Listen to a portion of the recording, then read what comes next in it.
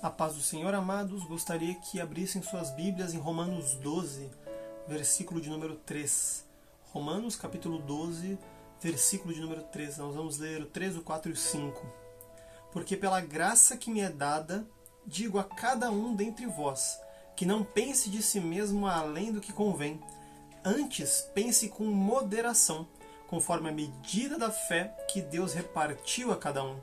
Porque assim como em um corpo temos muitos membros, e nem todos os membros têm a mesma operação, assim nós, que somos muitos, somos um só corpo em Cristo, mas individualmente somos membros uns dos outros. Apenas até aqui. Essa é a carta de Romanos, carta escrita por Paulo. E nesse momento, Romanos, capítulo 12, versículo 3, nós vemos uma exortação do apóstolo Paulo para mim e para você. Ele exorta para que nós sejamos humildes. A humildade é o que Paulo está chamando aqui. Porque aqui em Romanos 12, 3, Paulo fala para nós não pensarmos sobre nós mais do que convém, mas sermos moderados nesse pensamento sobre nós. Paulo, nesse momento, está lutando contra uma coisa chamada orgulho. Paulo está, na verdade, propondo para que nós lutemos contra o nosso orgulho. Porque o que é orgulho, se não você pensar demasiadamente sobre a sua pessoa? Você pensar que o que você faz é incrível, que o que você faz é maravilhoso e que você é muito além, você é muito mais do que é. Esse é o problema do orgulho, esse é o pecado do orgulho, achar que é mais do que realmente é. E isso é um problema. Eu não estou dizendo que eu e você não valemos nada. Na verdade, se a gente for ler lá em 1 Pedro, capítulo 1, a partir do versículo 18, a gente vai ver que a gente vale muito, porque a gente foi comprado por algo que não é ouro, não é prata, não é nada dessa terra, mas foi o sangue do Cordeiro que comprou a minha e a sua vida. Então nós somos importantes. Se a gente parar para pensar na ideia de mercado, na ideia de compra e venda, quanto mais tem de determinado produto, quanto mais ele existe, quanto mais abundante ele é, menor o preço. Menor o preço dele. Porém, quando esse produto começa a ter cada vez menos, começa a faltar nas prateleiras, quando começa a ter uma falta daquele produto, o preço sobe, porque a demanda aumentou, a procura aumentou e a oferta desse produto diminuiu. Se a demanda é muito alta e tem pouca oferta, significa que o preço sobe. Quanto menor a quantidade de produtos, então, daquele determinado produto, quanto menor a quantidade daquele determinado produto, maior o preço. Então, quanto mais raro é aquele produto, mais caro é. Agora pense em um produto que só tem 10 no mundo. O preço deles é extremamente maior, porque só tem 10 daqueles para um mundo inteiro. Agora pense em alguma coisa que só existe uma. Nesse momento, só existe uma. O preço dela é imensurável, porque só tem uma, não tem como medir o preço daquilo. Aquilo é único. Agora imagine uma coisa que só existiu um, nunca mais vai existir um igual e nunca antes houve um igual. Foi com isso que eu e você fomos comprados. Foi com o sangue de Cristo, o Cordeiro Imaculado, que derramado naquela cruz comprou a minha e a sua vida. Então nós com certeza, eu estou afirmando, somos importantes. Nós com certeza temos valor para Deus. Nós somos importantes para Deus. Talvez as pessoas não entendam o seu valor, não consigam ver em você valor. Mas Deus derramou o Filho, derramou o sangue do Filho unigênito, o Cordeiro Imaculado, para que eu e você pudéssemos ser comprados e salvos. Então eu e você temos um valor muito alto para Deus. Fomos comprados por uma coisa única, que é o sangue de Cristo. Então eu e você somos, sim, importantes. Mas Paulo aqui, ele não nega a nossa importância para Deus. Paulo aqui, ele fala, olha, não pensem que vocês são mais do que vocês são. Fiquem na humildade. Exortação à humildade. Por que Paulo traz isso? Bom, é interessante a gente ver que Deus trabalha em nós e nós conseguimos fazer coisas boas, coisas edificantes e úteis porque Deus opera em nós e não porque nós somos bons. Não é porque eu sou capacitado por mim que eu consigo fazer, mas porque Deus derramou sua capacidade sobre mim e assim eu consigo fazer as coisas. Então, não sou eu fazendo, é Deus. Agostinho, lá no século V depois de Cristo, ele traz pra gente, num livro chamado Confissões, uma ideia muito bonita, que é a seguinte: se você fala uma mentira, ela vem de você, ela provém do que é corruptível, ela provém do eu. Porém, se você fala uma verdade, ela não provém de você, ela provém de Deus para sua vida. E se provém de Deus, não tem por que você se orgulhar, se crescer naquilo que é de Deus e não seu. E Agostinho estava bastante certo nisso. Porque quando nós fazemos coisas boas e edificantes, é Deus operando no meio de nós para que isso possa ocorrer, para que isso venha a acontecer. E isso acontece não somente em conhecimento, mas em prática também. Quando nós praticamos as coisas boas, é Deus operando por meio de nós. E é Deus fazendo e não nós fazendo. E toda a glória é para Deus. Por isso Paulo diz para nós sermos humildes. Por isso que Paulo diz para que nós não pensemos mais do que nós somos. Não.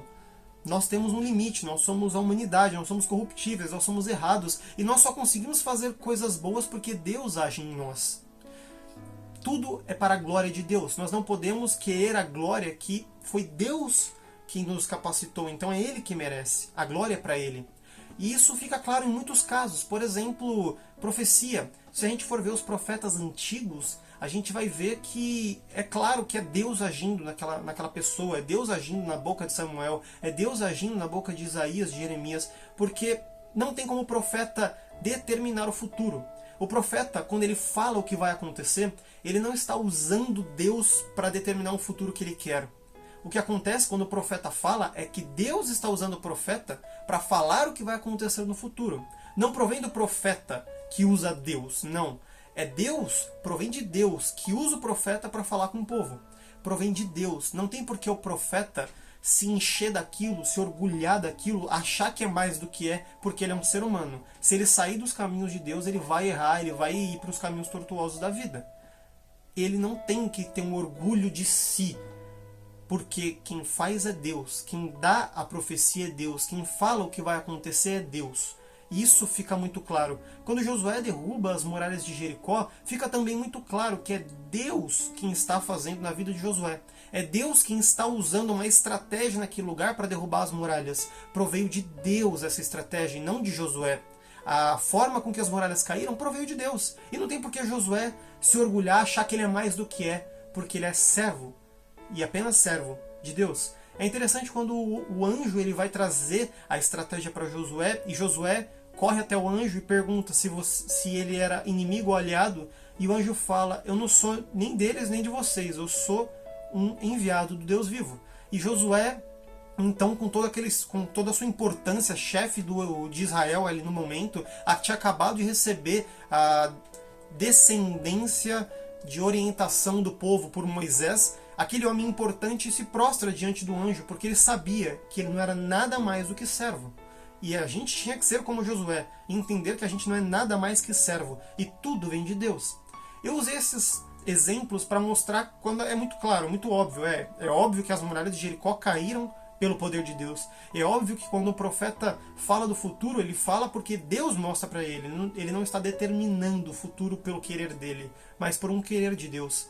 O problema é que muitas das vezes nós não vemos no nosso dia a dia que é Deus quem está trabalhando em nós. E nós não devíamos receber glória nenhuma. A glória é de Deus. A gente pode ver, por exemplo, louvor. As pessoas que louvam, os levitas, eles têm o ensaio, têm a prática, têm a determinação, ouvem muitas vezes o mesmo louvor para sincronizar, para ficar natural quando ele louvar, estuda sobre o canto, sobre as músicas, estuda tudo que precisa para poder fazer algo melhor. Mas a capacitação para tudo isso vem de Deus. E a gente não devia ganhar fama, ganhar algum tipo de glória com isso, porque toda a glória é para Deus. É Deus quem nos faz, é Deus quem nos capacita. E se saiu algo edificante desse louvor, não é porque você, levita, fez alguma coisa, mas é porque Deus te usou. Você deu espaço para Deus, e é Ele quem merece toda a glória, toda a honra e todo o louvor.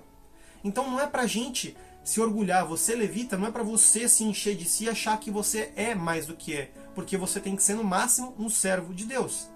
Da mesma forma na ministração, nas pregações, exige um esforço da gente pegar a Bíblia, ler outros livros, ler comentário bíblico, ler um artigo, talvez, por que não, de alguém explicando de forma mais detalhada para você trazer a mensagem de forma mais clara. E tudo isso foi capacitação de Deus para a sua vida. O profeta não recebia a glória, o levita não deve receber a glória, assim como a pessoa que vai ministrar, a pessoa que vai trazer a palavra, o pregador, não merece a glória é de Deus.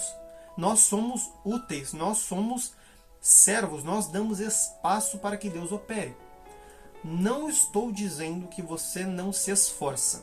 Não estou dizendo que eu não me esforço. Nós nos esforçamos para fazer o melhor para Deus. Capacitação de Deus não anula o seu esforço. Você se esforça e ninguém pode tirar de você esse esforço. Mas a glória é para Deus, porque enquanto você se esforça, Deus te capacita para ministrar, para louvar, para entender, para saber, para falar, para ouvir, para fazer qualquer coisa. É Deus quem derrama sobre a minha e a sua vida capacitação. E toda a glória tem que ser dada a Deus. Toda a glória tem que ser dada a Deus, porque é dele que vem. Assim como Agostinho falava lá no século V, vem de Deus. A verdade vem de Deus. A capacitação vem de Deus. Então para ele toda a glória, porque nós somos sim errados e corruptíveis. Mas nós esperamos nele e nos debruçamos nele. Portanto, toda a glória para Deus. Paulo ele também fala um pouco mais. Ele fala não apenas sobre essa exortação para nós buscarmos a humildade. Paulo ele vai um pouco além e fala também sobre o corpo de Cristo. E Paulo fala isso em diversos lugares, eu vou citar mais um além desse. Mas Paulo ele trata sobre uma unidade que nós devemos atingir e nós devemos viver para sermos o corpo de Cristo. E como esse corpo possui pedaços diferentes, partes diferentes. Aqui em Romanos, se você continuar a leitura até o versículo 8, Paulo ele vai tratar sobre os dons espirituais. Paulo ele vai falar dos dons, que as pessoas recebem dons diferentes e que elas devem, ao receber esses dons diferentes, fazer o melhor para a igreja. Logo, eu e você somos diferentes, não só fisicamente. Eu e você somos diferentes numa camada mais subjetiva. Nós somos diferentes nos dons, por exemplo. E não é um problema que nós sejamos diferentes. As pessoas hoje em dia estão criando bolhas, estão se isolando das pessoas que são diferentes delas. Mas Paulo diz aqui que existe sim pessoas diferentes seguindo um mesmo Jesus para atingir o objetivo comum, para obter a salvação, para atingir as vidas, para trazer a salvação para as almas. Nós sermos diferentes não é um problema. Nós sermos diferentes é, aliás, essencial.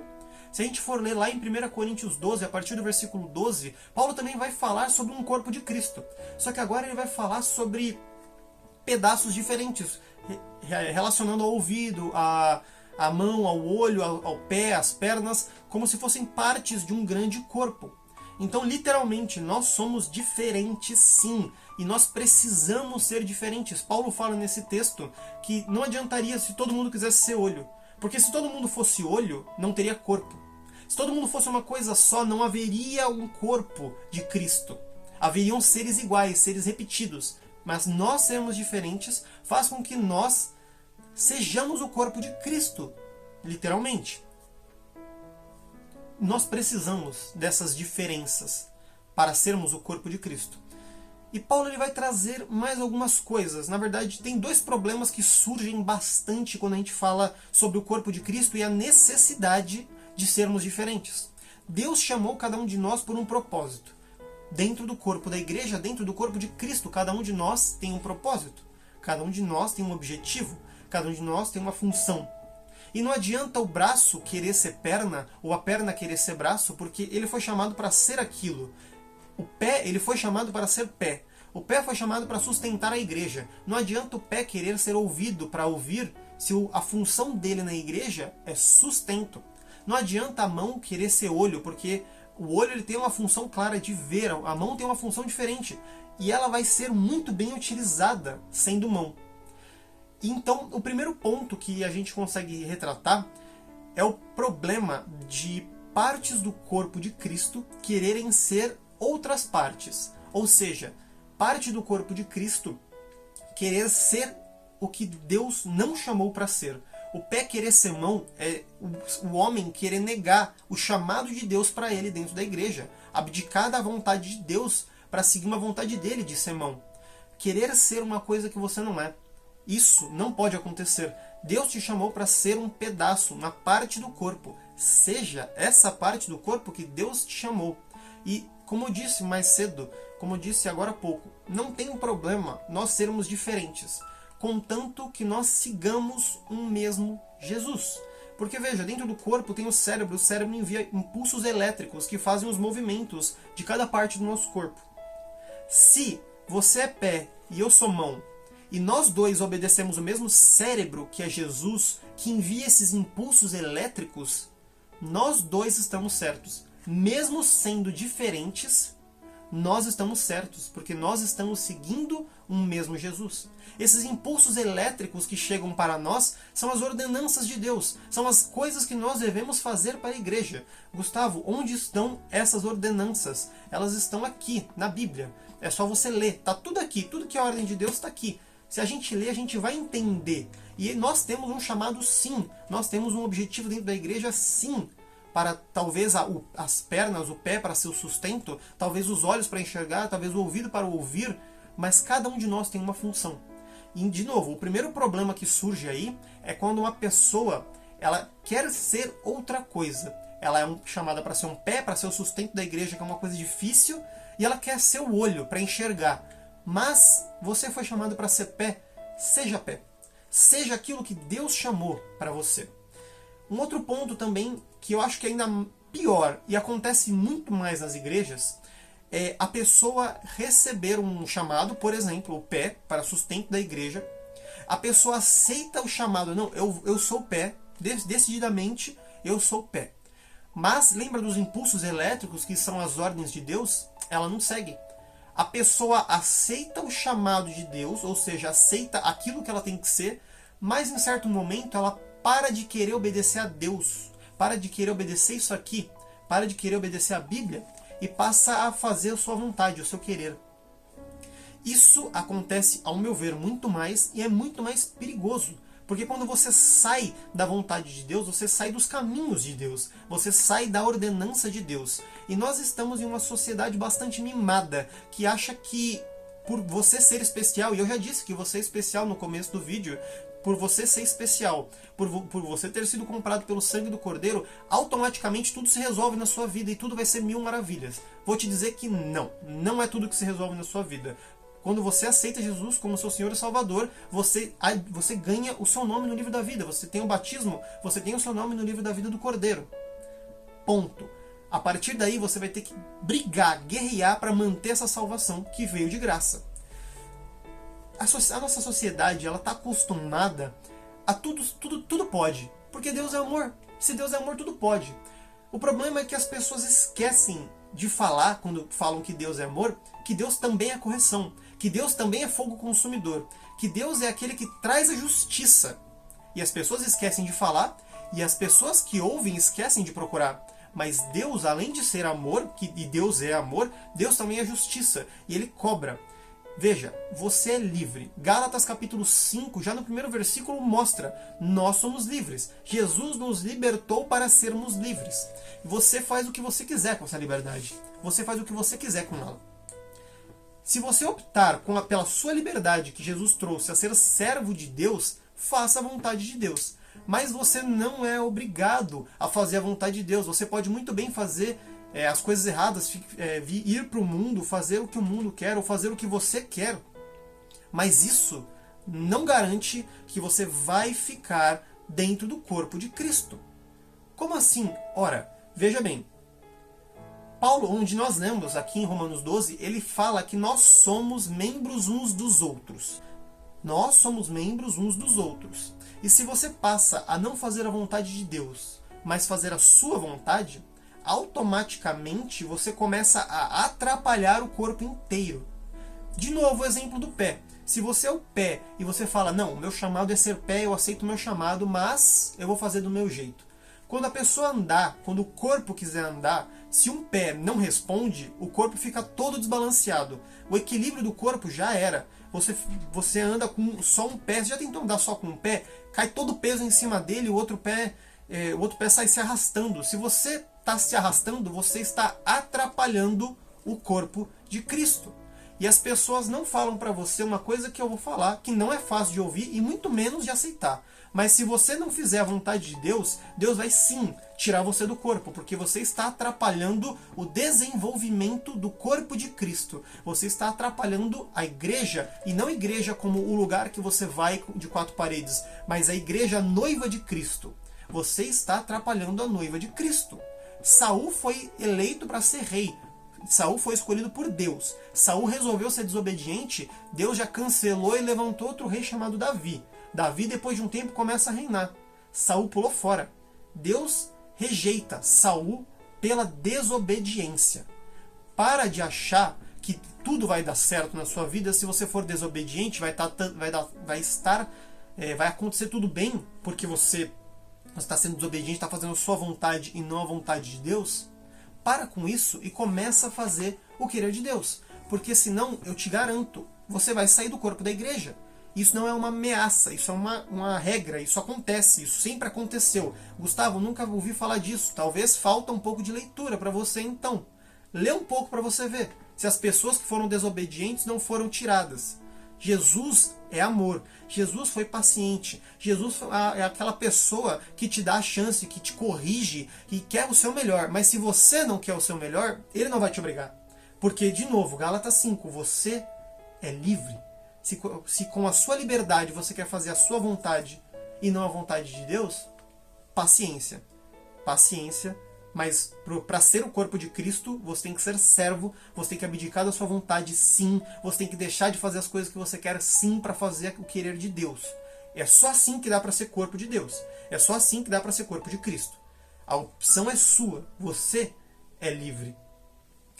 E a gente tem que entender também que em Gálatas 6, a gente vai ler que Deus não se faz escarnecer. Ou seja, se você não faz a vontade de Deus, Deus não se faz escarnecer. Ele não vai te guiar assim como ele guia os outros, porque você escolheu o seu caminho. Ele vai te dar a opção. Se você optar por seguir o seu caminho, Deus não se faz escarnecer. O caminho é seu. O caminho é seu, a opção foi sua, caminho. No momento que você se arrepender,